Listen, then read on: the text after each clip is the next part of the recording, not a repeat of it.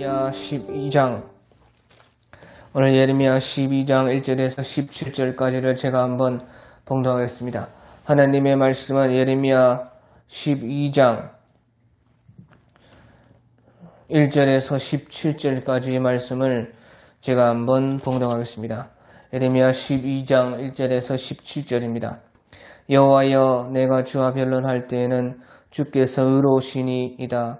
그러나 내가 주께 질문하옵나니 악한 자의 길이 형통하며 반역한 자가 다 평안함은 무슨 까닭이나이까. 주께서 그들을 심으심으로 그들이 뿌리가 박히고 장성하여 열매를 맺었거늘 그들의 입은 주께 가까우나 그들의 마음은 머니이다. 여호와여, 주께서 나를 아시고 나를 보내시며 내 마음이 주를 향하여 어떠함을 감찰하시오니 양을 잡으려고 끌어낸 것 같이 그들을 끌어내시되 죽일 날을 위하여 그들을 구별하옵소서. 언제까지 이 땅이 슬퍼하며 온 지방의 채소가 마르리이까. 짐승과 새들도 멸절하게 되었사오니 이는 이 땅의 주민이 악하여 스스로 말하기를 그가 우리의 나중 일을 보지 못하리라 함이니이다. 만일 네가 보행자와 함께 달려도 피곤하면 어찌 능히 말과 경주하겠느냐. 네가 평안한 땅에서는 무사하려니와 요단 강물이 넘칠 때에는 어찌 하겠느냐. 네 형제와 아버지의 집에서도 집이라도 너를 속이며 네 뒤에서 크게 외치나니 그들이 네게 좋은 말을 할지라도 너는 믿지 말지니라. 내가 내 집을 버리며 내 소유를 던져 내 마음으로 사랑하는 것을 그 원수의 손에 넘겼나니 내 소유가 숲속의 사자같이 되어서 나를 향하여 그 소리를 내므로 내가 그를 미워하였음이로다. 내 소유가 내게 대하여는 문이 있는 매가 아니냐. 매들이 그것을 애워싸지 아니하느냐. 너희는 가서 들짐승들을 모아다가 그것을 삼키게 하라. 많은 목자가 내 포도원을 헐며 내 몫을 짓밟아서 내가 기뻐하는 땅을 황무지로 만들었도다. 그들이 이를 황폐하게 하였으므로 그 황폐가 나를 향하여 슬퍼하는도다. 온 땅이 황폐함은 이를 마음에 두는 자가 없음이로다. 파괴하는 자들이 광야의 모든 벗은 산 위에 이르렀고 여호와의 칼이 땅 이 끝에서 저 끝까지 삼키니 모든 육체가 평안하지 못하도다. 무리가 밀을 심어도 가시를 거두며 수고하여도 소득이 없은즉 그 소산으로 말미암아 스스로 수치를 당하리니 이는 여호와의 분노로 말미암음이니이다. 내가 내 백성 이스라엘에게 기업으로 준 소유에 손을 대는 나의 모든 악한 이웃에 대하여 여호와께서 이와같이 말씀하시니라. 보라, 내가 그들을 그 땅에서 뽑아버리겠고 유다 집을 그들 가운데서 뽑아내리라. 내가 그들을 뽑아낸 후에 내가 돌이켜 그들을 불쌍히 여겨서 각 사람을 그들의 기업으로 각 사람을 그 땅으로 다시 인도하려니 그들이 내 백성의 도를 부지런히 배우며 살아있는 여호와라는 내 이름으로 맹세하기를 자기들이 내 백성을 가르쳐 바알로 맹세하게 한 것 같이 하면 그들이 내 백성 가운데 세움을 입으려니와 그들이 순종하지 아니하면 내가 반드시 그 나라를 뽑으리라. 뽑아 멸하리라. 여호와의 말씀이니라.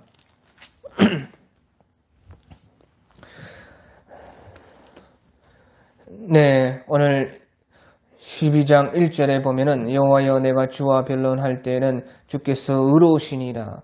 그러나 내가 주께 질문하옵나니 악한 자의 길이 형통하며 반역한 자가 다 평안함은 무슨 까닭이니까.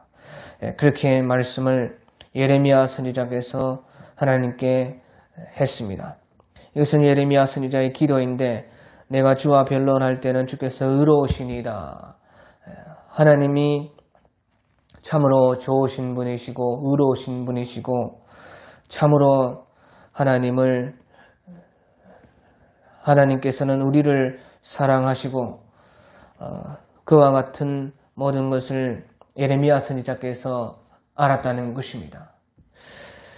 그런데 예레미야 선지자에게 질문이 하나가 생겼습니다. 하나님께서 그러한 분이시고 다 좋으신 분이신 것을 알지만은 어떤 질문이 생기기를 악한 자의 길이 형통하며 반역하는 자가 다 평안함은 무슨 까닭이니까. 그렇게 하나님께 질문했던 것입니다.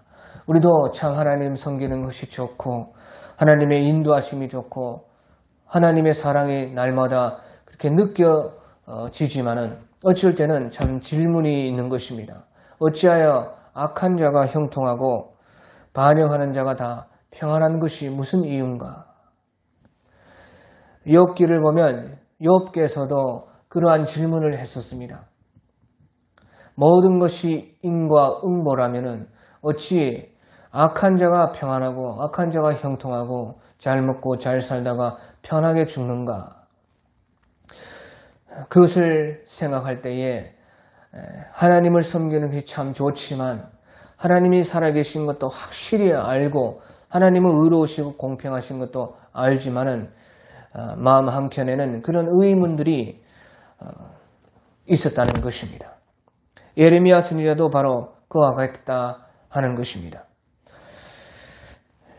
그래서요, 하나님께서는 이 악한 자들이 형통하게 두시기도 하시고 또 반역하는 자가 평안하기도 하고 그런 것이 우리가 세상을 봐도 그런 일이 많지 않습니까?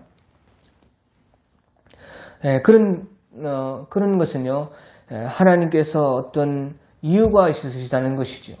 하나님은 분명하게 의로우시고 공평하시고 정직하시고 그 길이 옳으시고 인과 응보로 또 일을 하시고 그러시는 하나님이신데 그렇게 악한 자들 내버려 두시는 것은 분명한 이유가 있다 하는 그런 것입니다. 그것이요 우리가요 잠언 16장 14절에 보면요 잠언 16장 4절에 여호와께서 온갖 것을 그 시움에 그 쓰임에 적당하게 지으셨나니 악인도 악한 날에 적당하게 하셨느니라. 그런 말이 있습니다.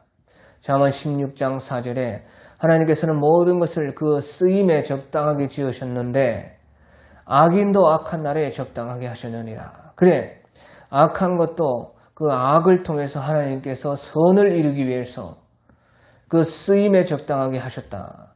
악한 것도 쓴다는 것이죠. 악한 사람들도 하나님께서 쓰려고 그렇게 내버려 두신다는 것이에요. 하지만 마지막에는 다 심판하시는 것입니다. 그래서요, 마지막에 다 심판하신다는 것이 예레미야 선지자께서 깨달아서 스스로 기도하고 스스로 답을 했습니다. 그래서 3절에 보면 여호와여 주께서 나를 아시고 나를 보내시며 내 마음이 주를 향하여 어떠함을 감찰하시오니 양을 잡으려고 끌어낸 것 같이 그들을 끌어내시되 주일날을 위하여 그들을 구별하옵소서. 그리고 주일날이 있다는 것입니다. 제가 어릴 때에도 돼지를 키웠습니다. 그래서 보통 1년에 한 2마리씩 돼지를 키우는데요. 돼지가 제일 맛있을 때가 언제냐? 주로 흑돼지를 이제 시골에는 키우는데 60kg 정도. 그러니까 근수로 우리는 100근이 나가면은 돼지가 제일 맛있다. 그런 말을 제가 우리 할머니 할아버지께서 하시는 것을 들었습니다. 100근이 되었을 때, 한 60kg 정도 되었을 때에 그 돼지가 가장 맛있다는 것이에요. 흑돼지요. 그런데 그 60kg 되기 전까지는 잘 먹이고요. 위에서 똥을 싸면 똥을 받아먹고 모든 음식 남은 거 다 돼지에게 주는 것입니다. 그러다가 이제 100근쯤 됐다 싶으면은 이제 끌어내서 잡아먹는 것이고 아니면 어쩔 때는 팔기도 하고 그렇다는 것이에요. 그래 악한 자들이 이렇게 활개를 치고 형통한 것처럼 보여도 마지막은 다 하나님께서 심판하시고 하나님께서는 그 모든 악도 쓰시고 다 쓰여졌을 때에는 그 인과 응보대로 다 재판하시고 멸망시키신다 하는 것입니다. 예, 이스라엘의 그런 풍습의 전통에 봐도요. 이스라엘은 양을 많이 키우죠. 그래, 이스라엘 양을 많이 키우는데요. 양을 많이 키울 때에 양무리 가운데 염소를 몇 마리 항상 넣어두고 키우는 그런 전통이 있습니다. 많은 양무리에 염소를 몇 마리 집어넣는다 그 말이에요. 그 이유가 있습니다. 그 이유가 무엇이냐? 그 양들은 주로요 아래만 보고 삽니다. 아래. 그리고 양들은요 앞에 양을 보고 따라가는 그런 습성이 있습니다. 또요 이 양들이 움직이기를 싫어해요. 그 양들이 순하지만 움직이기를 참 싫어해가지고요 자기 자리에서 풀을 다 뜯어먹어도요 잘 안 움직인다는 것이에요. 배가 고파도 잘 움직이지를 않는다는 것이에요. 그런데요 염소를 몇 마리 딱 넣어두면요 염소는요 아래만 보는 것이 아니라 위에도 두리번거리고 또 염소는 자꾸 떠받고 이러니까요 양들이 막 운동을 하고 움직인다는 것이에요. 그리고 이 염소는요 스스로 풀을 찾아서 어떻게든지 욕심이 많기 때문에 풀을 찾아서 막 찾아다닌다는 것이에요.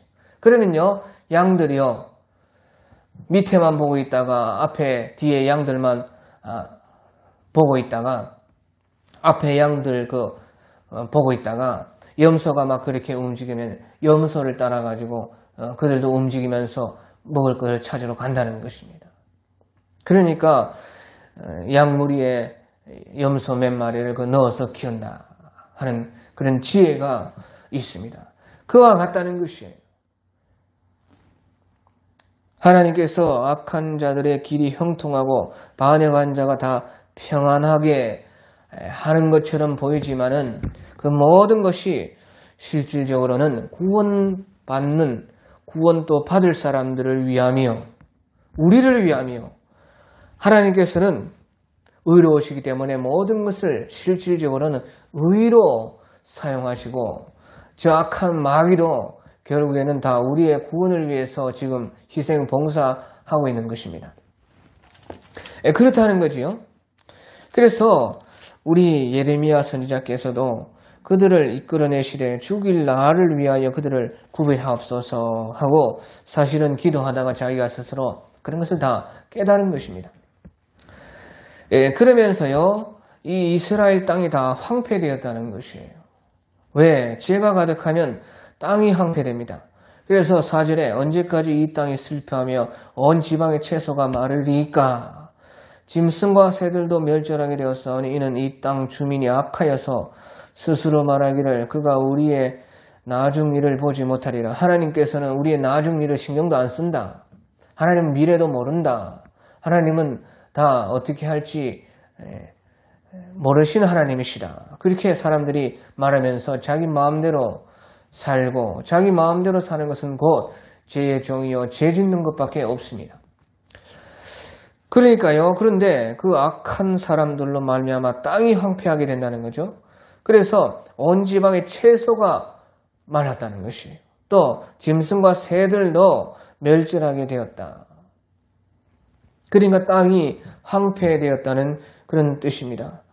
그래서 12절에도 보여 12절에 파괴자들이 광야의 모든 벗은 산 위에 이르렀고 여호와의 칼이 이 땅 끝에서 저 끝까지 삼키니 모든 육체가 평안하지 못하도다 하면서 13절에 결국에는요 무리가 미를 심어도 가시를 거두고 수고하여도 소득이 없은즉 그 소산으로 말미암아 스스로 수치를 당하리니 이는 여호와의 분노로 말미암음이니이다. 그래서 완전히요 이제 이스라엘 땅이 이와 같이 황폐하게 되었다는 것입니다. 또 마침내 완전하게 하나님의 분노와 하나님의 그 심판으로 인해서 이 땅은 완전히 못쓸 그런 땅으로 변한다는 것이에요. 그래서 10절에 많은 목자가 내 포도원을 흘리며 내 몫을 짓밟아서 내가 기뻐하는 땅을 황무지로 만들었도다. 그들이 이를 황폐하게 하였으므로 그 황무지가 나를 향하여 슬퍼하는도다. 온 땅이 황폐함은 이를 마음에 두는 자가 없음이로다. 이렇게 결국에는 되는데요. 그런데 그 시험부터 벌써 채소가 마르고 들짐승과 새들도 멸절하게 되었고 그렇게 재앙이 벌써 하나님이 재앙을 내리기 전에 벌써 재앙의 조짐들이 있었다는 거죠. 이것이요 이제 1차 예루살렘 멸망 전에 있었던 그런 일들입니다. 그런데 이제 예수님께서도요 마태복음 24장 7절에서 8절 그런 데 보면은 마태복음 24장 7절에서 8절 그런 데 보면 예수님께서도요. 이런 2차 예루살렘 멸망, 3차 예루살렘 멸망 그 전에 그런 똑같은 일들이 일어난다는 것이 그래서 민족이 민족을 나라가 나라를 대적하여서 전쟁이 일어나고 또 처처의 기근과 지진이 있으리니 이 모든 것이 재난의 시작이라. 전쟁이 막 터지고요. 기근과 땅에 기근이 극심해진다는 것이 사람들이 악을 많이 행해서 땅에 이 기근이 오고 땅이 황폐하게 되기 시작을 한다는 것입니다. 그리고 또 지진이 땅이 흔들려서 사람들을 막 정신 차리라고 깨운다는 것이에요. 아니면 다 망한다고 지진이 우리에게 가르쳐 준다는 것입니다. 그래서 오늘 4절에도요. 언제까지 이 땅이 슬퍼한다. 소돔과 고모라가 멸할 때도요. 하늘에서 그 소돔과 고모라 땅의 부르짖음이 크다. 부르짖음 누가 부르짖었어요? 그것에 의인이 한 사람도 없었는데 욥이 그 롯이 의인이었지만 그가 의인이었으나 보고 듣는 것에 모두 자기 심령이 상하여서 의인 행세를 못하고 있었습니다. 그 누가 부르짖었어요? 땅이 부르짖은 것이 땅. 오늘도 언제까지 땅이 슬퍼하고 저 이북 땅도 저렇게 지금 통일 빨리 돼야 된다고 빨리 저 악한 정권에서 해방되어야 된다고 지금 슬퍼하고 울부짖고 고통하는 소리가 안 들립니까? 예수님께서도요. 이것은 재난의 시작이라. 재난이 이제 시작되기 시작할 때에 처처에 기근과 지진이 있고 민족이 민족을 나라가 나라를 대적하여서 막 전쟁이 일어나기를 시작하는데 이것이 재난의 시작이라는 것이에요. 이게 시작밖에 안 됐다는 것이에요. 그 다음에 이제 오늘 예레미야서에서도 말씀하시듯이요. 12절에 파괴하는 자들이 광야의 모든 벗은 산 위에 이르렀고 여호와의 칼이 땅 이 끝에서 저 끝까지 삼키니 모든 육체가 평안하지 못하리라. 이런 완전히 무섭고 떨리는 이런 재난이 이제 앞으로 큰 환란이 온다는 것입니다. 그래서 예수님께서도요. 이 모든 것이 재난의 시작이라 말씀하시면서 9절에 마태복음 24장 9절에 그때의 사람들이 너희를 환란에 넘겨주겠으며 너희를 죽이리니 너희가 내 이름을 위하여 모든 민족에게 미움을 받으리라. 모든 민족에게 미움을 받게 된다는 것이죠. 이때는 곧 7년 대환란의 때라고 볼 수가 있습니다. 모든 민족이 너희를 미워하리니 내 이름을 위하여 모든 민족에게 우리가 미움을 받으리라. 그렇게 예수님이 말씀했어요. 그때 7년 대환란 때는요. 세상에서는 큰 평화가 옵니다. 그런데 이 예수님 믿는 사람들은 예수님 믿는 그 이름 믿는 그것 때문에 모든 민족에게 미움을 받는다는 것이에요. 너희 때문에 지금 평화가 완전하지 않다. 너희만 없으면 다 평안하다는 것이에요. 너희만 왜 그렇게 반대를 하느냐. 그래서 예수님만 믿지 않으면 세상이 그렇게 좋은 세상이 온다는 것이에요. 그것이 7년 대 환란인 것입니다. 그래서 환란이라는 것은 예수님 믿는 사람들에게 오직 믿는 사람들만 핍박을 받고 믿지 않는 사람들에게는 7년의 사실은 대평화가 온다는 것이에요. 그것이요 다니엘서 9장 27절에 한 어떤 적그리스도 왕이 나타나서 한 이래라는 것은 7년의 언약을 맺으리니 그렇게 말했어요. 그 언약이요 무슨 언약인지 다니엘서 11장에 나옵니다.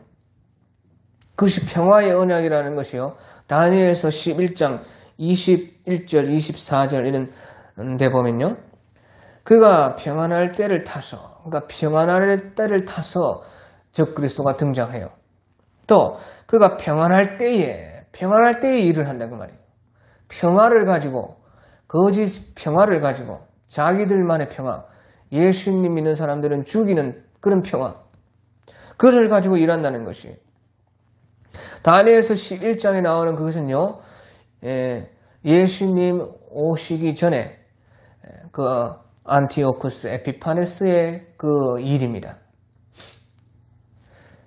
그래서요, 안티오쿠스 4세 에피파네스라는 그 참 미친 왕이요, 예수님 오시기 전에 한 160년 전에 그때 나타났어요. 그때 7년을요 대박해를 하는데,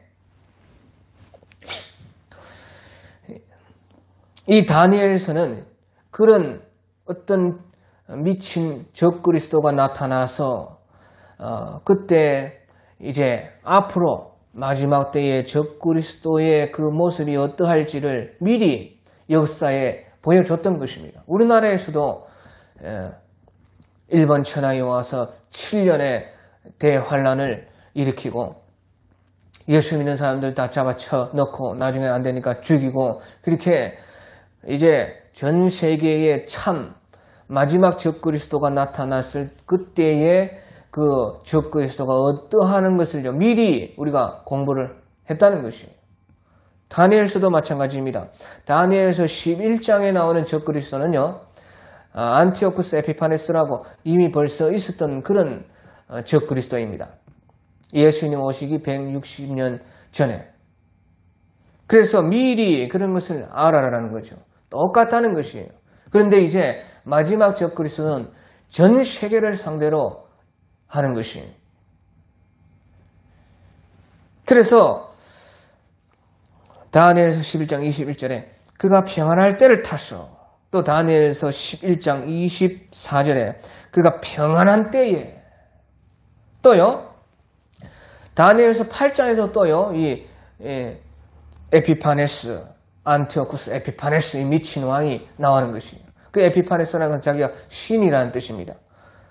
안티오쿠스인데요, 에피파네스라 자기가 신이다.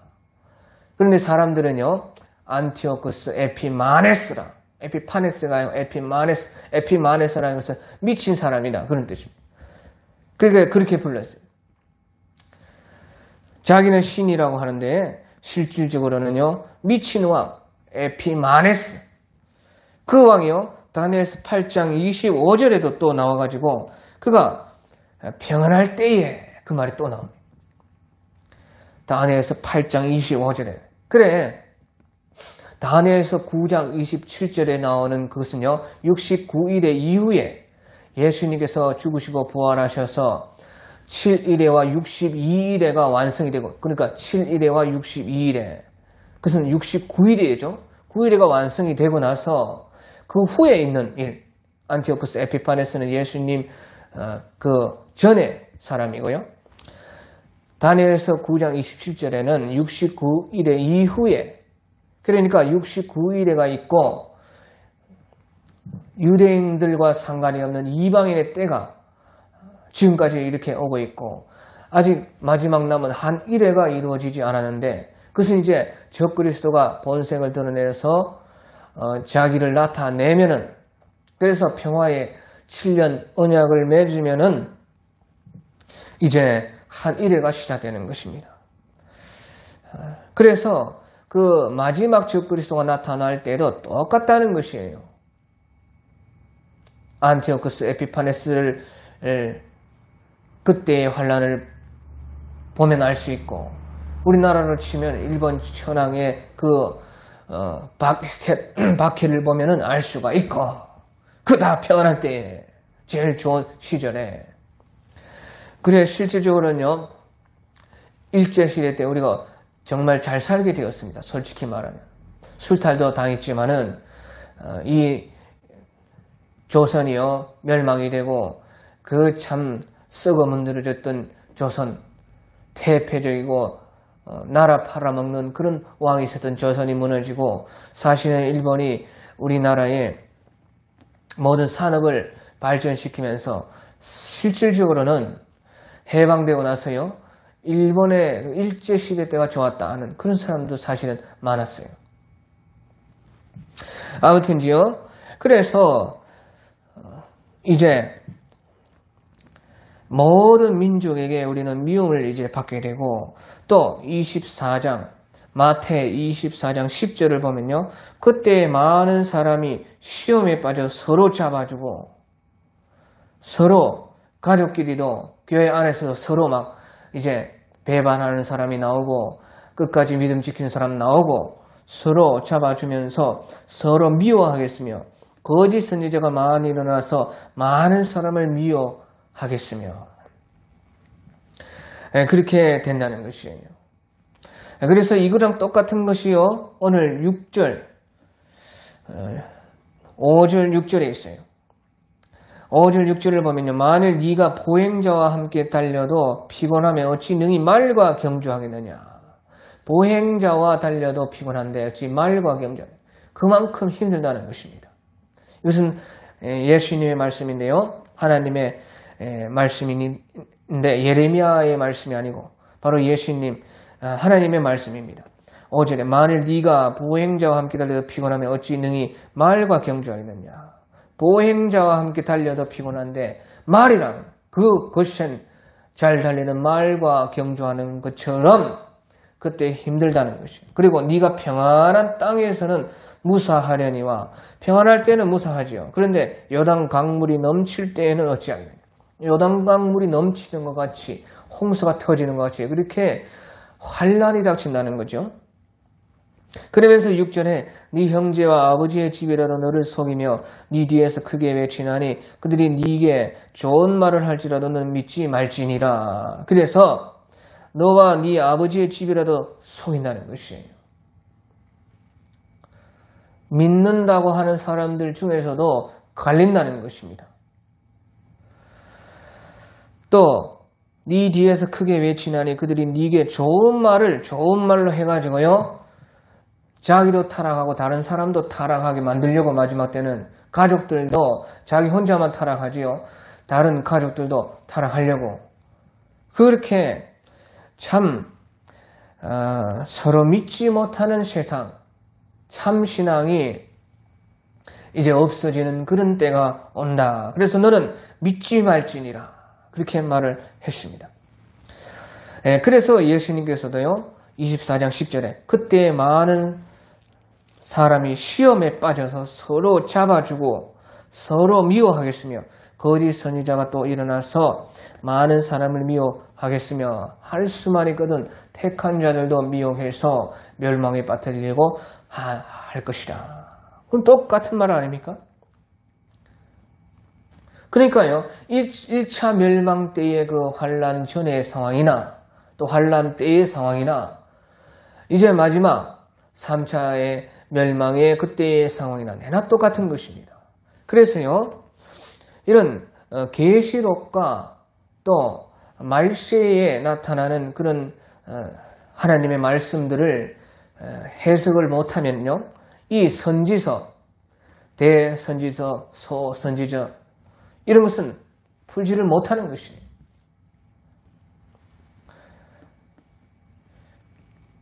그래서요, 이 선지서의 말씀은 전부 다 예언의 말씀이요, 또 예언이 일어나기 전에 미리 예언한 말씀이요, 또 그 모든 것들이 닥쳤을 때의 결론의 그런 말씀들이 이 선지서에는 있거든요. 그것은 다 환란의 멸망 때의 전의 일, 또 멸망당하고 멸망당한 그 후에 어떤 일이 있었는지를요, 선지서는 보여줍니다. 그래서 다 선지서는 보통 다 예언의 말씀인 것입니다. 또 이제 어떤 그때의 마지막 때에 어떤 그 사람들의 신앙이 어떻게 되었고, 그 땅이 어떻게 되었고, 어떤 재앙들이 있었고, 어떤 무서운 일이 있었는지 그런 것이 다 선지서에 있죠. 그러니까 사실은요, 이런 것을 우리가 배우기에 참 마음이 힘듭니다.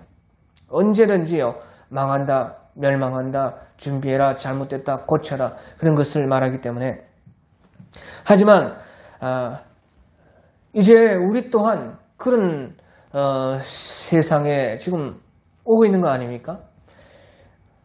그래서 예수님의 마지막 때의 말씀, 또 요한계시록, 이 선지서의 말씀을 우리는 잘 배우고 확실하게 알고 있어야 되나 하는 이런 것입니다.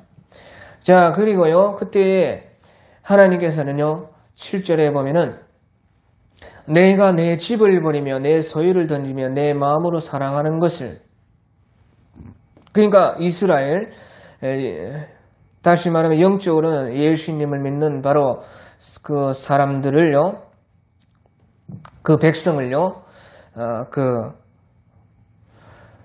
버리며 내 소유를 던져서 내 마음으로 사랑하는 것을 그 원수의 손에 넘겼나니. 그래서요, 이런 모든 환란이 실질적으로 오는 것은요, 안 믿는 사람 때문이 아니고 믿는 사람들이 타락해서 그렇다는 것이에요.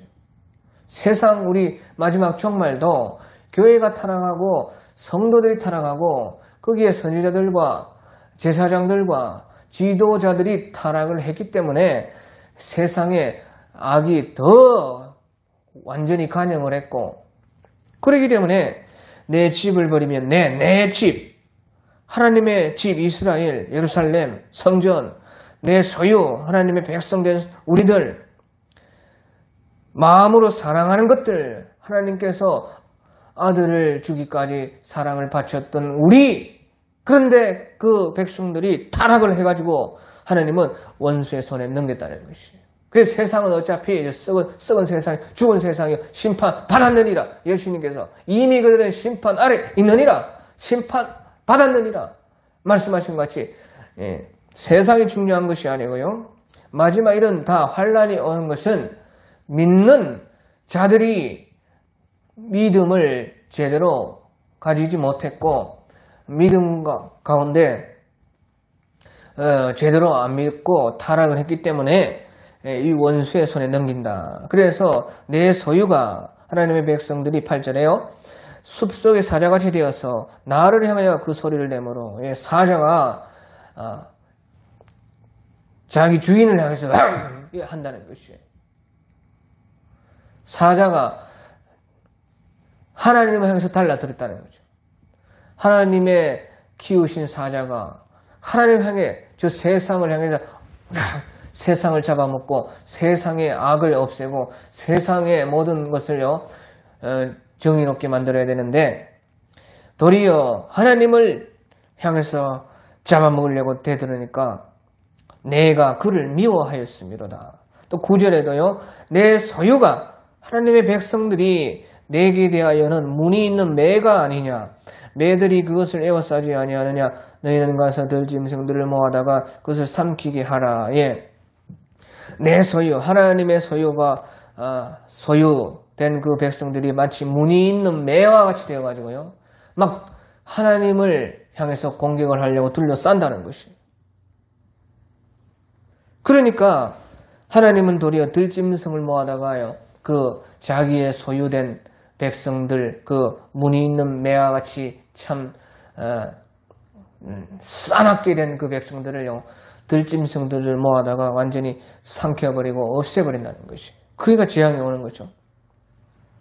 그 다음에 10절에 보면 많은 목자가 내 포도원을 헐며 내 몫을 짓밟아 내가 기뻐하는 땅을 황무지로 만들었도다. 그래서 이런 대환란이 온다는 것인데요, 많은 목자라는 것은요, 바벨론 사람들을 말을 합니다.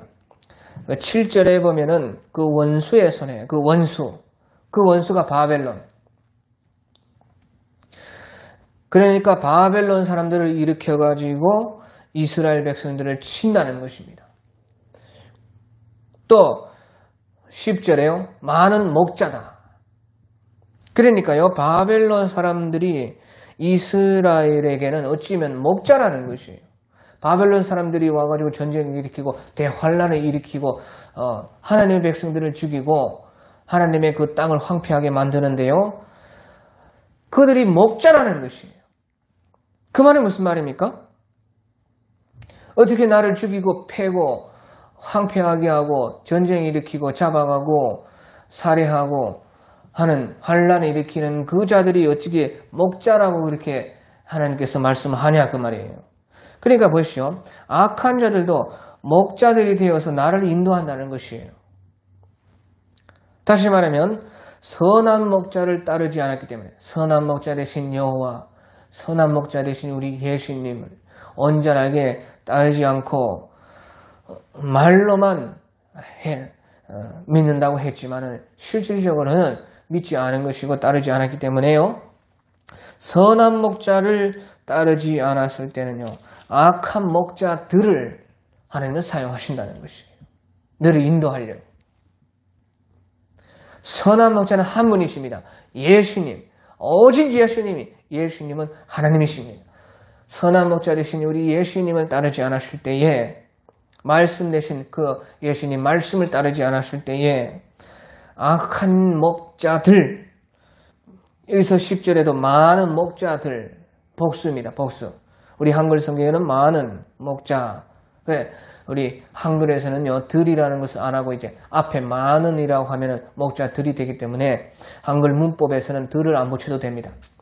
그래 아무튼지요 실질적으로는 문법적으로 히브리 문법적으로는 많은 목자들이 내 포도원을 헐고 내 몫을 짓밟아서 내가 기뻐하는 이 땅, 내가 기뻐하는 예루살렘 이스라엘을 황무지로 만들어 버리겠다.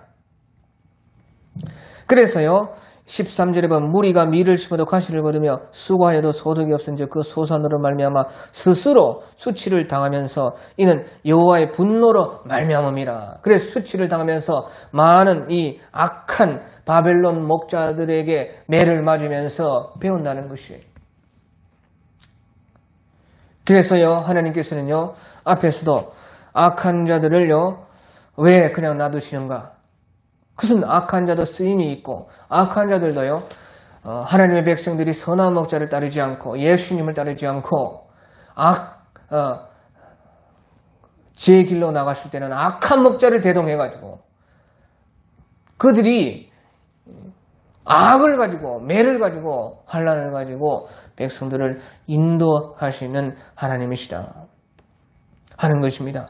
자 그리고 나서요 이제 14절에 보면 내가 내 백성 이스라엘에게 기업으로 준 소유의 손을 대는 하나님의 백성의 기업을 손대는요 나의 모든 악한 이웃에 대하여 여호와께서 이와 같이 말씀하시니라. 보라 내가 그들을 그 땅에서 뽑아버리겠고 유다 집을 그들 가운데서 뽑아내리라.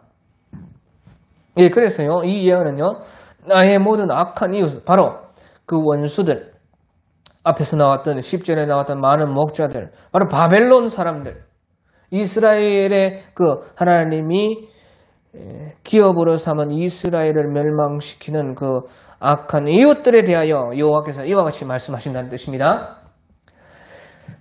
그 바벨론 사람들이 하나님 말씀하시기를 내가 그들을 그 땅에서 뽑아버리리라. 그런데요 하나님께서 악한 자들을 사용하고 나서는 그 악한 바벨론 사람들을 또 하나님께서는 뽑아 없애버린다는 뜻이에요. 사용할 때는 다 사용하고 마지막에는 뽑아 없애버리고 또 유다 집을 그들 가운데서 뽑아내리라. 이 뽑아낸다는 것은 두 가지가요 다른 뜻입니다. 앞에 그 바벨론 사람들을 뽑아버린다는 것은요 없애버린다는 뜻이고요. 유다 집을 이스라엘 백성 하나님의 자손들 유다 집을 그들 가운데서 뽑아내리라는 뜻은요 이제 다시 이스라엘 백성들을 그들 가운데서 다시 일으킨다는 거죠. 그들 손에 있던 그 악에 눌려서 환난 가운데 있던 사람들 다시 뽑아내서 또다시 이제 기회를 준다는 것이. 그래서요 15절에 내가 그들이라는 것은요 유다 사람들을 뽑아낸 후에 내가 돌이켜 그들을 불쌍히 여겨서 하나님의 백성들은 다시 불쌍히 여겨서 각 사람을 그들의 기업으로 각 사람을 그 땅으로 이스라엘 땅으로 다시 인도하리니 다시 인도한다는 것이. 그러니까 하나님께서 남은 자들 또 그 가운데 하나님께서요 성읍 가운데 한 사람 족속들 가운데 두 사람들을 다시 택해가지고 다시 일으켜 세운다. 그래서 다시 회복을 하신다는 말씀입니다. 그런데 중요한 것이 16절입니다. 16절이 대단히 중요한데요. 16절에 보면 그들이 내 백성의 도를 부지런히 배우며 살아있는 여호와라는 내 이름을 맹세하기를 자기들이 내 백성을 가르쳐서 바알로 맹세하는 것 같이 그들이 내 백성 가운데서 세움을 입으려니와 그래서 17절에 그들이 순종하지 아니하면 내가 반드시 그 나라를 뽑아 멸하리라 여호와의 말씀이라 해서요. 요 16절의 그들이라는 것과요 15절의 그들이라는 말이 다른 그들입니다. 15절의 그들은 앞서 말씀하신 대로요 유다의 사람들, 하나님의 백성들을 그들을 뽑아낸 후에 다시 말하면 바벨론의 압제에 있다가 다시 끌어내가지고 다시 불쌍히 여겨서 기업으로 다시 하나님의 땅으로 돌아가게 해준다 하는 그들이 유다 사람들이고요. 16절에는 그들이라는 것은요 그 유다 사람들이 아닙니다. 저도 이것을 읽고요 되게 헷갈렸는데 그러니까 대단히 번역이 잘못됐다는 거죠. 그래서 주석을 두 군데를 보니까 이 그들이라는 것은 바로 바벨론 사람들이란 말이에요. 그래서요 제가 그것을 보고 자세히 읽어보니까 바벨론 사람들이 맞는 것입니다. 그리고 원어를 보니까 히브리어 원어 성경을 보니까 바라는 것은요 그리고라는 말이 있다는 것입니다. 그러니까 16절 앞에 그리고 그들이라는 거니까 이 그들은 바벨론 사람들을 말하는 것입니다. 그리고라는 말이 있고 16절에 그리고 또 이 그들은 15절에 그들과 다른 바로 바벨론 사람들이 내 백성 바로 유다 백성이 아닙니까? 그러니까 말이 맞다 그 말이에요. 그들이 내 백성의 도를, 내 백성은 하나님의 백성. 그러니까 바벨론 사람들이 하나님의 백성의 도를 부지런히 배우며 살아있는 여호와라고 하는 내 이름으로 맹세하기를 자기 바벨론 사람들이 내 백성을 가르쳐서 그 하나님의 유다 백성을 가르쳐가지고 바알로 맹세를 하게 한 것 같이 하면은 그들이 내 백성 가운데서 세움을 입으리라. 그러니까 바벨론 사람들이요 이 하나님의 도를 배우면서 자기들이요 유다 백성들에게 바알로 맹세해라. 저 이슬람이 알라로 맹세해라. 저 이슬람 지역에서요 잘못하다가 잡히면요 알라로 맹세해라.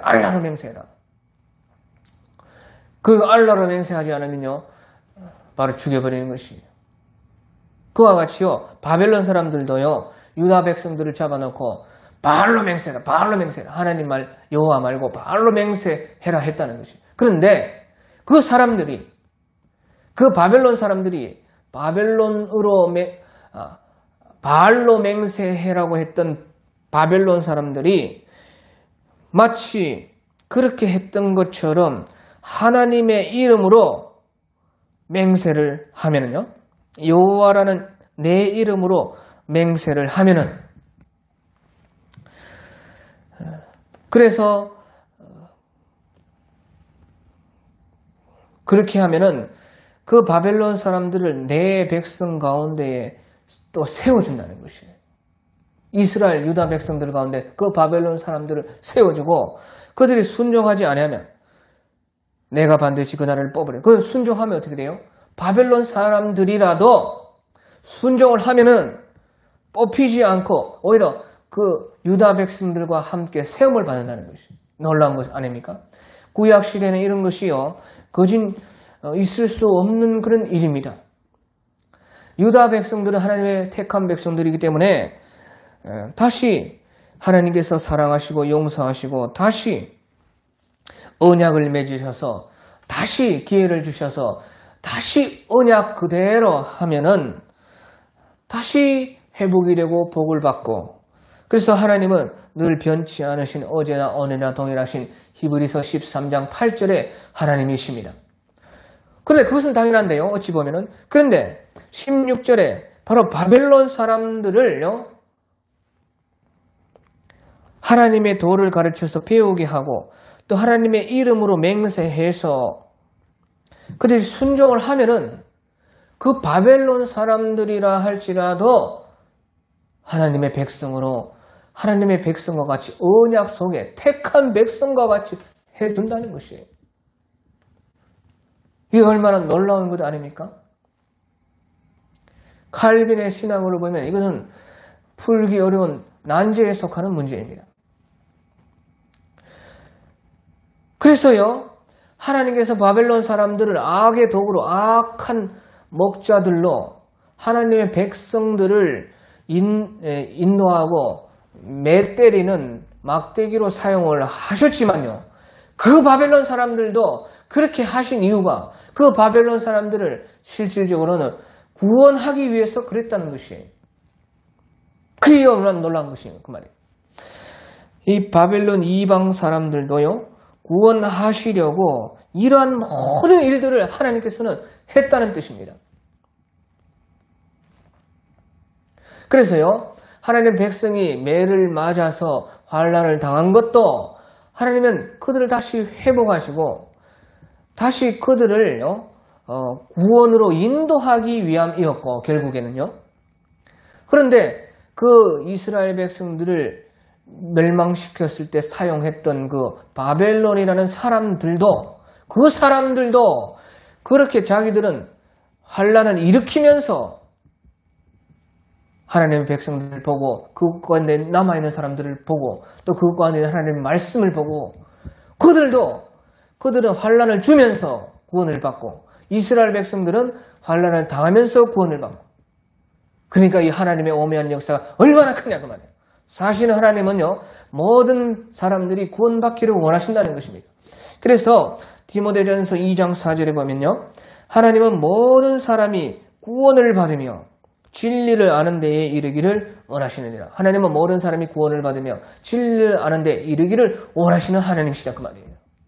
그래서 택함받은 이스라엘 백성도 구원하시고 또 거기에 악한 도구로 사용했던 바벨론 사람들도 실질적으로는 구원하시려고 이 모든 것을 일으키셨다. 그래서요, 그들이 순종을 하면은 세움을 받고 17절에 그들과도요, 바벨론 사람들도 순종하지 아니하면 내가 반드시 그 나라를 뽑으리라.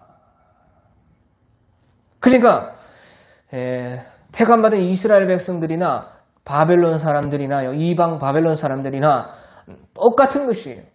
그 언약에서는 똑같단 말이에요. 그러니까요, 언약을 하나님이 주동해서 먼저 언약을 맺고 나서, 언약에는 반드시 계약 규례가 있는데 그 계약 규례를 지키면요, 그래서 언약이 이루어질 때는 항상 피로, 바벨론은요 이스라엘 백성들 죽임으로 피를 내. 그것이 하나님의, 어찌 보면 이 바벨론 사람들이 하나님 언약으로 들어오는 피인지도 몰라요. 하나님께서는 택한 사람들의 피를 내서 택하지 않은 저 이방 바벨론 사람들을 구원하려고 했다는 것이에요.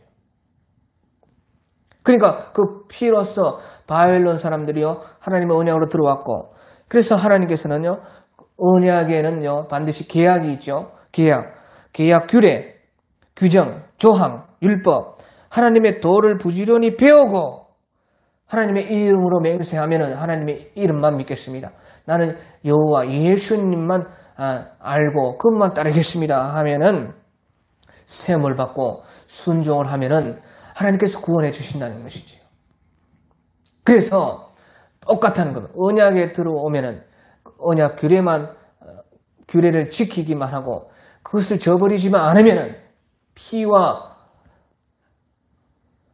계명 지키는 이 두 가지가 함께 있기만 하면은 누구든지 하나님은 구원하기를 원하시는 하나님이시다 하는 그런 뜻입니다.